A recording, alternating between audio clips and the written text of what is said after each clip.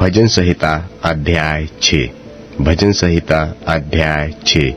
हे यहोवा, तू मुझे अपने क्रोध में न डांट और न झुंझलाहट में मुझे ताड़ न दे। हे यहोवा, मुझ पर अनुग्रह कर, क्योंकि मैं कुम्हला गया हूँ। हे यहोवा, मुझे चंगा कर, क्योंकि मेरी हड्डियों में बेचैनी है।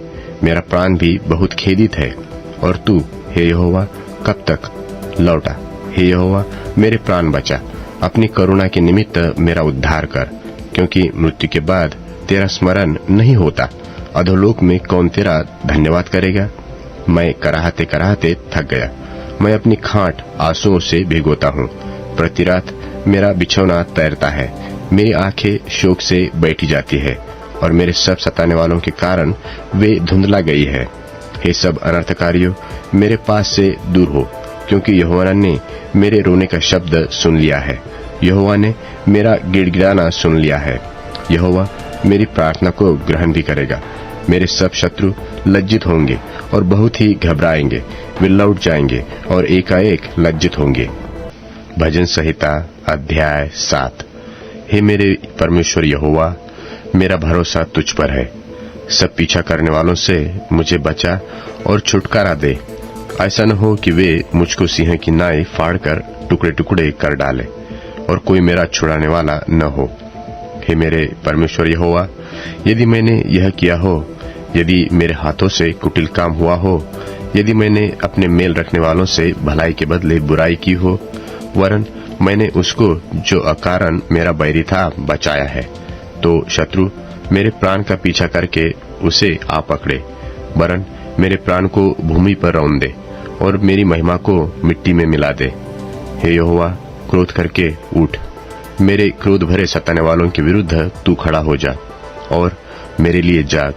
तूने न्याय की आज्ञा तो दे दी है और देश देश के लोगों की मंडली तेरे चारों ओर हो और तू उनके ऊपर से होकर ऊंचे स्थानों पर लौट जा। यहोवा समाज समाज का न्याय करता है। हे यहोवा, मेरे धर्म और खराई के अनुसार मेरा न्याय चुका दे।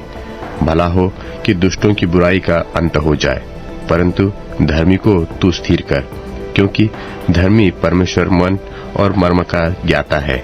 मेरी ढाल परमेश्वर के हाथ में है, वह सीधे मन वालों को बचाता है। परमेश्वर धर्मी और न्यायी है, वरन ऐसा परमेश्वर है जो प्रतिदिन क्रोध करता है। यदि मनुष्य न फिरे तो वह अपनी तलवार पर सान चढ़ाएगा। वह अपना धनुष चढ़ाकर तीर संधान चुका है और उस मनुष्य के लिए उसके मृत्यु के हथियार तैयार कर लिए हैं। वह अपने तीरों को अग्निबाण बनाता है। देख, दुष्ट को अनर्थ काम की पीड़ाएं हो रही है। उसको उत्पात का गर्भ है और उससे झूठ उत्पन्न हुआ है। उसने गड्ढा खोदकर उसे गहरा किया और जो खाई उसने बनाई थी उसमें वह आप ही गिरा। उसका उत्पात पलटकर उसी के सिर पर पड़ेगा और उसका उपद्रव उसी के माथे पर पड़ेगा। मैं यहोवा के धर्म के अनुसार उसका धन्यवाद करूंगा और परम प्रधान यहोवा के नाम का भजन गाऊंगा। भजन संहिता अध्याय 8। हे यहोवा हमारे प्रभु, तेरा नाम सारे पृथ्वी पर क्या ही प्रतापमय है। तूने अपना विभव स्वर्ग पर दिखाया है। तूने अपने बैरियों के कारण बच्चों और दूध पीवों के द्वारा सामर्थ्य की नींव डाली है, ताकि तू शत्रु और पलटा लेने वालों को रोक सके। जब मैं आकाश को जो तेरे हाथों का कार्य है और चंद्रमा और तारागण को जो तूने नियुक्त किया है देखता हूँ, तो फिर मनुष्य क्या है कि तू उसका स्मरण रखे और आदमी क्या है कि तू उसकी सुधि ले, क्योंकि तूने उसको परमेश्वर से थोड़ा ही कम बनाया है और महिमा और प्रताप का मुकुट उसके सिर पर रखा है। तूने उसे अपने हाथों के कार्यों पर प्रभुता दी है। तूने उसके पांव तले सब कुछ कर दिया है। सब भेड़ बकरी और गाय बैल और जितने वन पशु हैं, आकाश के पक्षी और समुद्र की मछलियां और जितने जीव जंतु समुद्रों में चलते फिरते हैं। हे यहोवा, हे हमारे प्रभु, तेरा नाम सारे पृथ्वी पर क्या ही प्रतापमय है। भजन संहिता अध्याय 9। हे यहोवा परमेश्वर, मैं अपने पूर्ण मन से तेरा धन्यवाद करूंगा। मैं तेरे सब आश्चर्य कर्मों का वर्णन करूंगा। मैं तेरे कारण आनंदित और प्रफुल्लित होऊंगा। हे परम प्रधान, मैं तेरे नाम का भजन गाऊंगा। जब मेरे शत्रु पीछे हटते हैं तो वे तेरे सामने से ठोकर खाकर नाश होते हैं, क्योंकि तूने मेरा न्याय और मुकद्दमा चुकाया है। तूने सिंहासन पर विराजमान होकर धर्म से न्याय किया। तूने अन्य जातियों को झिड़का और दुष्टों का नाश किया है। तूने उसका नाम अनंत काल के लिए मिटा दिया है। शत्रु जो है वह मर गए, वे अनंत काल के लिए उजड़ गए हैं। और जिन शहरों को और नगरों को तूने ढा दिया, उनका नाम व निशान भी मिट गया है। परंतु यहोवा सदैव सिंहासन पर विराजमान है।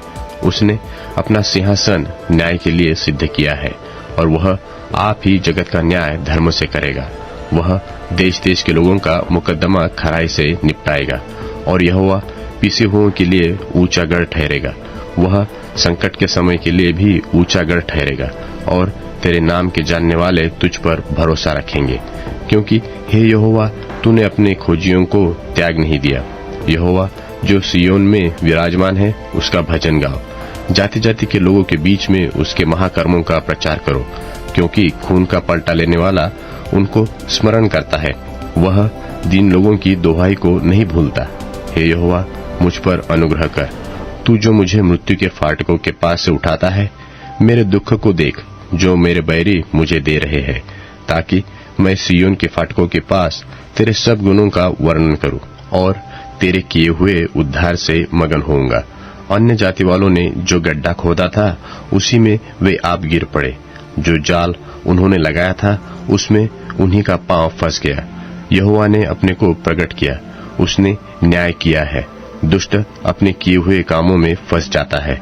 दुष्ट लोग अधोलोक में लौट जाएंगे, तथा वह सब जातियां भी जो परमेश्वर को भूल जाती है, क्योंकि दरिद्र लोग अनंत काल तक बिसरे हुए न रहेंगे, और न तो नम्र लोगों की आशा सर्वदा के लिए नाश होगी। उठ हे परमेश्वर, मनुष्य प्रबल न होने पाए। जातियों का न्याय तेरे सन्मुख किया जाए। हे परमेश्वर, उनको भय दिला। जातियां अपने को मनुष्य मात्र ही जान ले। भजन संहिता अध्याय 10। हे यहोवा, तू क्यों दूर खड़ा रहता है? संकट के समय में क्यों छिपा रहता है? दुष्टों के अहंकार के कारण दीन मनुष्य खदेड़े जाते हैं। वे अपनी ही निकाली हुई युक्तियों में फंस जाएं, क्योंकि दुष्ट अपने अभिलाषा पर घमंड करता है, और लोभी परमेश्वर को त्याग देता है और उसका तिरस्कार करता है। दुष्ट अपने अभिमान के कारण कहता है कि वह लेखा नहीं लेने का। उसका पूरा विचार यही है कि कोई परमेश्वर है ही नहीं। वह अपने मार्ग पर दृढ़ता से बना रहता है। तेरे न्याय के विचार ऐसे ऊंचे पर होते हैं कि उसकी दृष्टि वहां तक नहीं पहुंचती। जितने उसके विरोधी है, उन पर वह फुंकारता है। वह अपने मन में कहता है कि मैं कभी टलने का नहीं, मैं पीढ़ी से पीढ़ी तक दुख से बचा रहूंगा। उसका मुंह शाप और छल और अंधेरे से भरा है। उत्पात और अनर्थ की बातें उसके मुंह में होती है। वह गांवों के घातों में बैठा करता है और गुप्त स्थानों में निर्दोष को घात करता है। उसकी आंखें लाचार की घात में लगी रहती है।